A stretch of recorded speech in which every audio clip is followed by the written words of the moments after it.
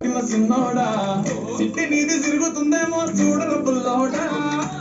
మూసుకొని కూర్చోకుండా కాలం వేసావు పప్పు కడా సొన్న చేప తగులుకుంటే తీరింది కదరా మురిసిపోక ముందున్నది కొంప కొల్లరయ్యేది గాలికి పోయే కంప నెచ్చికొచ్చి చుట్టుకున్నది ఆడి లేదు సూలు లేదు గాలి తప్ప మాటలు లేదు ఏది ఏమైనా గాని ఇల్లు గాని కట్టేలేదు ఇల్లన్నా ఇల్లాగైతే ఎలాగన్నా స్టోరీ మళ్ళీ